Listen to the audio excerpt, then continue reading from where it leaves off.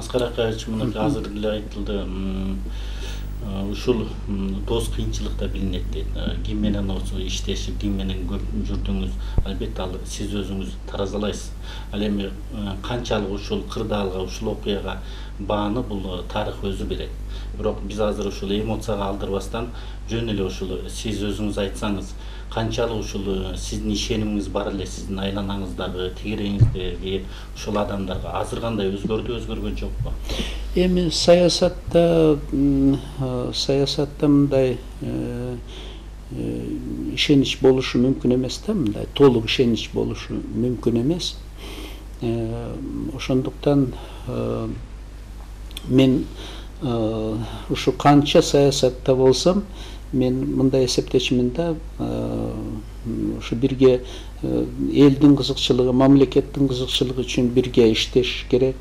Жана оппозиция да бир миф чыгарбады, ушундай Акаев баягы өзүнүн оозун карап, өзүнө ишеничтүү гана адамдарды чогулткан деп.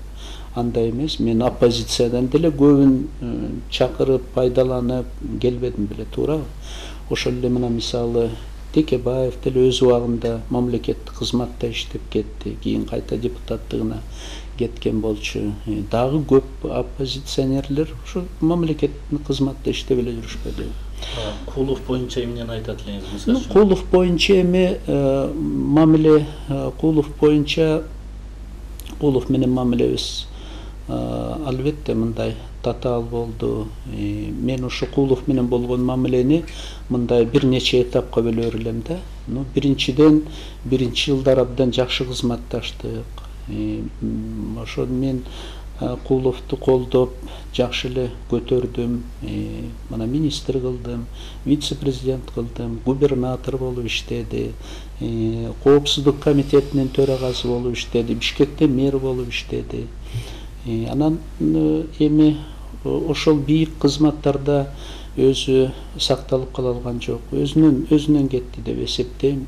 Анан кийин соттун чечими менен отуруп калды.